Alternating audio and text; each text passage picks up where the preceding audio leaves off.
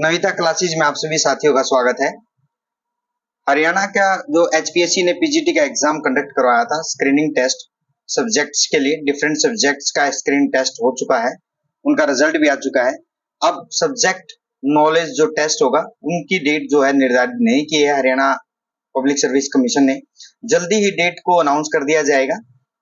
अब जो बच्चे प्रिपरेशन कर रहे हैं सब्जेक्ट नॉलेज टेस्ट के लिए, मैं डॉक्टर नवीन कुमार आज सब्जेक्ट नॉलेज एक्सपर्ट एक क्वेश्चन फॉर्मेट है जो कि हिस्ट्री का क्वेश्चन है और हम उसको देखेंगे किस तरीके से हमें कवरेज करनी है। देखिए, सब्जेक्ट नॉलेज टेस्ट में मैंने एक वीडियो बनाई है, आप वीडियो में जाके देख सकते हैं कि जो हरियाणा पब्लिक सर्विस कमीशन है, चाहे वो साइंटिफिक बी का जो हरियाणा पोल्यूशन कंट्रोल बोर्ड का एग्जाम कंडक्ट करवा चुका है उसका एग्जाम हो या एचसीएस का एग्जाम हो, और अभी जो कुछ सब्जेक्ट्स का सब्जेक्ट नॉलेज टेस्ट डायरेक्टली लिया गया था, उनका स्क्रीनिंग टेस्ट नहीं था, जैसे कि पॉलिटिकल साइंस का एग्जाम था। अब हम देखेंगे कि कैसे वो कवरेज कर रहे हैं। हरियाणा पब्लिक सर्विस कमीशन जो सब्जेक्ट नॉलेज टेस्ट है उसमें 18 क्वेश्चन दे रहा है। 18 क्वेश्चन में आपको 15 क्वेश्चन कवर करने हैं, अराउंड आपके 150 मार्क्स का वो सब्जेक्ट नॉलेज टेस्ट कंडक्ट करवा रहे हैं Haryana public service commission. 15 question आपको कवर करने हैं, 18 क्वेश्चन दिए गए हैं, मतलब कोई भी आप 15 क्वेश्चन उसमें से कर सकते हैं। कुछ क्वेश्चन क्या है 10 मार्क्स के हैं। अब जो 10 मार्क्स के क्वेश्चन है वो कितने वर्ड्स के होंगे, जो बच्चे हैं, जो एस्पायरेंट्स हैं, जो प्रिपरेशन कर रहे हैं, उनकी क्यूरी है कि 10 मार्क्स के क्वेश्चन में हम कितने वर्ड्स लिख सकते हैं। देखिए, 150 वर्ड्स आप 10 मार्क्स क्वेश्चन में लिख सकते हैं, आपके टू द पॉइंट आपकी आंसरिंग हो कोई भी क्वेश्चन की। और एक दूसरा जो एचपीएससी दे रहा है 5+5 का, हम वो भी डिस्कस करेंगे। 5+5 मीन्स एक क्वेश्चन 5+5 का दे रहा है। सेकंड जो ऑप्शन है वो 6+4 का भी है। टोटल 10 मार्क्स हुए, आपके 10 मार्क्स हुए। पहला पोर्शन आपका 6 मार्क्स का और सेकंड पोर्शन आपका 4 मार्क्स का। इस तरीके से एचपीएससी जो क्वेश्चन पेपर है उसको सेट कर रहा है सब्जेक्ट नॉलेज टेस्ट में। हम एक एग्जांपल लेते हैं, जैसे अगर मैं बात करूं, एक हिस्ट्री का क्वेश्चन है जिसमें लो पूछा गया है कि लो लेवल ऑफ इकोनॉमिक जो डेवलपमेंट थी ड्यूरिंग कॉलोनियल रूल, वो उसके रीजन क्या है, वो आपको 10 मार्क्स में भी पूछ सकते हैं डायरेक्टली एचपीएससी। ये हिस्ट्री का क्वेश्चन है, ये हमारा फॉर्मेट है। आप इसी तरीके का अगर किसी भी सब्जेक्ट का अगर कोई आपका टेस्ट है तो उसमें आप इसी तरीके से लिखें जिस तरीके से हमने एग्जांपल के तौर पे ये एक क्वेश्चन प्रिपेयर किया है। जैसे अगर 10 मार्क्स का पूछता है तो आप उसमें कितना लिखेंगे, अगर वो 5+5 का पूछता है हम वो भी डिस्कस करेंगे, अगर वो 6+4 का करता है वो भी हम डिस्कस करने वाले हैं इस वीडियो में। वीडियो के अंत तक बने रहिए ताकि आपको समझ में आए कि हम क्वेश्चन की जो कवरेज है वो कैसे करेंगे। आपके पास टाइम बहुत कम होगा, आपको 15 क्वेश्चन कवर करने हैं। टोटल 150 मार्क्स का आपका पेपर है जो सब्जेक्ट नॉलेज टेस्ट है।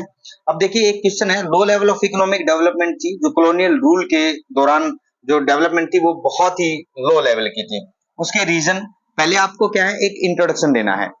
इंट्रोडक्शन में क्या है, कॉलोनियल रूल जो था वो क्या था उसके बारे में डिस्कस करना है। फिर जैसे कि मैंने किया है, India before advent of British rule, वो क्या थी, इंडिया की जो डेवलपमेंट थी वो किस टाइप की थी। मैंने क्या पॉइंट में लिखा, agriculture was main source of livelihood, ठीक है। सेकंड पॉइंट लिखा, well known for its handicraft industry, बहुत अच्छा पॉइंट है ये भी। हाई स्टैंडर्ड ऑफ क्राफ्टमैनशिप, ठीक है। 3 पॉइंट लिखे मैंने, पहले एग्रीकल्चर के बारे में डिस्कस किया, जो ब्रिटिश रूल था उनके आने से पहले, बिफोर एडवेंट, ठीक है ना। उसमें एक पॉइंट लिखा मैंने, एग्रीकल्चर वाज मेन सोर्स था। उसके बाद सेकंड पॉइंट था well known for its handicraft industry, और जो थर्ड पॉइंट है हाई स्टैंडर्ड ऑफ क्राफ्टमैनशिप। ये 3 पॉइंट मैंने लिखे इसमें। अब इससे पता लगा कि इंडिया जो था ब्रिटिश रूल से पहले किस तरीके का इंडिया था, क्या उसके डेवलपमेंट के रीजन थे। उसके बाद इंडिया आफ्टर एडवेंट, अब मैंने एडवेंट के आने के बाद जो ब्रिटिशर थे उन्होंने जो रूल किया था भारत पे, उसके आने के बाद क्या चेंजेस आए, उनकी इकोनॉमिक पॉलिसी किस तरीके की थी। अब देखिए इसमें क्या है कि जो हम डिस्कस कर रहे हैं इस क्वेश्चन में, इकोनॉमिक पॉलिसीज जो थी pursued by the colonial government not conducive to the India environment, जो उनकी पॉलिसी थी वो इंडियन एनवायरनमेंट के अकॉर्डिंग नहीं थी, जैसे कि एक मैंने फिर पॉइंट में लिखा, तो protection and promotion of economic interest of their home country. जो ब्रिटिश सर थे वो अपने ब्रिटिश गवर्नमेंट के अकॉर्डिंग काम कर रहे थे, वो अपनी जो कॉलोनियल पॉलिसी थी उसका प्रोटेक्शन और प्रमोशन कर रहे थे, इकोनॉमिक इंटरेस्ट उनका उनसे कंप्लीट हो रहा था। सेकंड था transforming the country into supplier of raw material. अब ब्रिटिश सर ने क्या किया, भारत को क्या किया, रॉ मटेरियल सप्लाई करने की एक कॉलोनी तैयार की ताकि वो रॉ मटेरियल वहां से इजी से ले जा सकें। And consumer of finish products from the Britain. अब ब्रिटेन रॉ मटेरियल इंडिया में ले जाते, इंडिया से ले जाते और वहां पे क्या करते, रॉ मटेरियल से वो फिनिश प्रोडक्ट तैयार करते और वो फिनिश जो प्रोडक्ट थे, वो तैयार हुए प्रोडक्ट वो भारत में बेचते, बहुत आराम से वो उन चीजों को बेचने की कोशिश करते हैं। अब third point, never made any sincere attempt to estimate the India's national and per capita income. जो ब्रिटिशर थे उन्होंने कभी भी ऐसा कोई सिंसियर अटेम्प्ट नहीं किया जिससे वो इंडिया की नेशनल और पर कैपिटा इनकम को वो एस्टिमेट कर सकें। उसके बाद एग्रीकल्चर जो प्रोडक्टिविटी थी बिकेम लो। उस दौरान पे जो एग्रीकल्चर प्रोडक्टिविटी थी बहुत कम हो गई थी and was cause mainly because of the various system of land settlement. अब देखिए लैंड सेटलमेंट का भी मैंने डिस्कस किया है यहाँ पे, ठीक है। आप लैंड सेटलमेंट में क्या, पहला एग्जांपल जमींदारी सिस्टम का दे सकते हैं। अब जमींदारी सिस्टम में क्या था, पहले लो लेवल ऑफ टेक्नोलॉजी थी। जमींदारी सिस्टम में टेक्नोलॉजी का तो उन्होंने कोई यूज ही नहीं किया, low level of technology, lake of irrigation facility जो कैनाल सिस्टम था वो भी प्रिपेयर नहीं किया। उसके बाद नेग्लिजिबल यूज ऑफ फर्टिलाइजर तो उन्होंने यूज ही नहीं कर दिया क्योंकि फर्टिलाइजर इंडस्ट्री थी नहीं उस टाइम पे। और स्टाफ ऑफ इन्वेस्टमेंट, और इन्वेस्टमेंट को भी उन्होंने बढ़ावा नहीं दिया। और जो फोर्थ पॉइंट इसमें मैंने लिखा, कॉमर्शलाइजेशन ऑफ एग्रीकल्चर, ठीक है ना। और फिफ्थ जो पॉइंट लिखा, प्रमोशन फॉर द कॉमर्शलाइजेशन क्यों किया, फोर्थ पॉइंट में उन्होंने क्या किया, commercialisation of agriculture, promotion for the cash crop. जो कैश क्रॉप थी जैसे कॉटन थी, ठीक है, कॉटन, कैश्यू नट्स, इस तरीके के क्या थे, ये कैश क्रॉप थी ताकि वो डायरेक्टली उनसे वो इकोनॉमिक अर्निंग कर सके और अपनी डेवलपमेंट कर सके, अपनी कंट्री में वो जो भी इकोनॉमिक उनका इंटरेस्ट था वो कंप्लीट कर सके। अब ये जो पॉइंट है आपके, आप कोई भी क्वेश्चन पॉइंट में कवर करें, पॉइंट में कवर करेंगे आपको बहुत अच्छे मार्क्स मिलेंगे और जो एग्जामिनर है, पेपर चेक करने वाले है, उनको लगेगा कि जो कैंडिडेट है अपने स्टिक टू पॉइंट है, ठीक है। इंपॉर्टेंट चीज यहाँ पे है, ये है। दूसरा क्या है, अब इसी में मैं आपको बताता हूं कि जो बच्चों की कंफ्यूजन है वो कैसे है। जो आपका पेपर आएगा वो क्या अराउंड 80 टू 84 सीट्स हैं, वो ब्लैंक सीट है। जैसे ये सीट है ऐसे ही वो ब्लैंक सीट है। उनमें कहीं बच्चे बोलते हैं कि लाइनदार सीट, नहीं, लाइनदार सीट आपको नहीं देगा, वो इस तरीके की ब्लैंक सीट देगा। उसमें इस साइड में भी एक लाइन लगी होगी और इस साइड में भी आपकी एक लाइन है। ये जो मिड का पोर्शन है इसमें आपको अपने क्वेश्चन की कवरेज करनी है, चाहे वो आप डायग्रामेटिकली प्रेजेंटेशन करें और चाहे आप कोई भी जो पॉइंट वाइज हैं उसको वो कवर करें। इस लाइन के इस साइड में आपको कुछ नहीं लिखना है। अगर आप इसमें कुछ भी लिखते हैं तो डेफिनेटली आपकी कहीं ना कहीं आप अपने जो रूल्स हैं, इंस्ट्रक्शन है, उससे स्टिक नहीं है और हो सकता है कि जो एग्जामिनर पेपर चेक करने वाला है वो कहीं ना कहीं आपके पॉइंट भी वो काट सकते हैं। इस लाइन में आपको क्या करना है, जैसे मैंने ये लाइन की है, इसमें इधर मैंने क्वेश्चन लिखा है, आप इसमें क्वेश्चन लिख के उसका नंबरिंग देंगे, 1 नंबर, 2 नंबर, 3 नंबर, 4 नंबर, जो भी क्वेश्चन है। ये क्वेश्चन जो नंबरिंग है वो लिखना ना भूले। अगर आप क्वेश्चन नंबरिंग लिखना भूल रहे हैं तो डेफिनेटली आप अपने इंस्ट्रक्शन और जो भी रूल रेगुलेशन है उससे स्टिक नहीं है, क्योंकि आप क्वेश्चन नंबर नहीं देंगे, रैंडमली कोई भी क्वेश्चन आप करेंगे तो डेफिनेटली आपके मार्क्स कटने के चांसेस ज्यादा हैं। दूसरा क्या है, बच्चे की सबसे बड़ी प्रॉब्लम क्या है, ये लाइन लगी हुई है, आपने मैंने जैसे क्वेश्चन नंबर दे रखा है, क्वेश्चन दे रखा है, आप उसमें नंबरिंग डालिए, 1 नंबर है, 2 नंबर है। फिर बच्चे क्या करते हैं, अब उनके पास, उनको लगता है कि हमारे पास लिखने के लिए कुछ नहीं है, कम टाइम ज्यादा है, लिखने का जो कंटेंट है वो बहुत कम है। वो क्या करते हैं, एज इट इज क्वेश्चन छापने की कोशिश करते हैं। जो क्वेश्चन पेपर दिया जाएगा आपको वो अलग से है, आंसर शीट आपकी अलग से है। तो क्वेश्चन पेपर का जो क्वेश्चन है वो यहाँ टापने की या लिखने की कोशिश ना करें, आप सीधा अपना क्वेश्चन डालें, क्वेश्चन नंबर 1, और उसको आप आंसर करना यहाँ से स्टार्ट कर दें। जो भी आपका आंसर होगा इस एरिया में आप उसको कवरेज दें। यहाँ पे भी ये लाइन है, यहाँ पे भी आप कुछ ना लिखें, इस एरिया में कुछ ना लिखें, सिर्फ इस एरिया में आपको आंसर क्या है, अपने क्वेश्चन का आंसर देना है, ये ध्यान रखें। एक तो पॉइंट ये चीज है। यहाँ पे आप अगर आप इतना लिखते हैं, आप वर्ड काउंट कर लें, मैंने बहुत ही स्टिक लिखा है ये, और मैंने एक क्वेश्चन प्रिपेयर किया है। जो भी प्रीवियस ईयर एग्जामिनेशन हुए हैं, चाहे वो यूपीएससी का एग्जाम है, चाहे वो एचएएस का एग्जाम है, मैंने जो पॉलिटिकल साइंस का पेपर हुआ था उसका एनालिसिस भी किया है। उसमें जो क्वेश्चन दिए गए वो डायरेक्ट क्वेश्चन नहीं है, वो आपको इनडायरेक्टली टारगेट कर रहे हैं। आप जो भी आंसर फॉर्मेट करें ताकि वो जो टू द पॉइंट है जो उन्होंने पूछा है उसी को घुमा फिरा के, जैसे कोई क्वेश्चन वो पूछ रहे हैं, जैसे इकोनॉमिक डेवलपमेंट का ये क्वेश्चन है, तो आपको उसी तरीके का आंसर देना है जिस तरीके का आपको क्वेश्चन फॉर्मेट में दिया गया है। ठीक है, आप डायरेक्टली आंसर करने की कोशिश करेंगे या कोई भी स्टोरी लिखेंगे तो उसमें वो कवरेज नहीं होगी।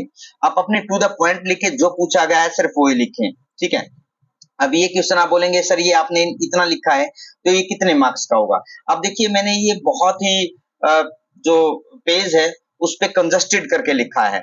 आप देख रहे हैं इसके वर्ड अगर आप काउंट करेंगे अराउंड, जो मुझे लगता है 80 टू 110 वर्ड्स इस पेज पे हैं। 80 टू 110, 80 से 110 वर्ड्स इस पेज पे हैं। तो इसका मतलब ये है कि आप कहीं ना कहीं 7 टू 8 मार्क्स का क्वेश्चन लिख पा रहे हैं।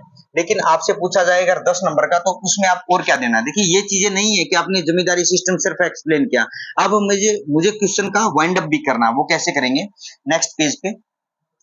अब क्या है, अब हम लिखेंगे कि जो डेवलपमेंट थी, India could not develop sound industrial base नहीं डेवलप कर पाए थे कॉलोनियल रूल के अंडर। हैंडीक्राफ्ट इंडस्ट्री बहुत डिक्लाइन हो चुकी थी। मॉडर्न इंडस्ट्री को उन्होंने बढ़ावा नहीं दिया था। No corresponding modern industry was allowed to come.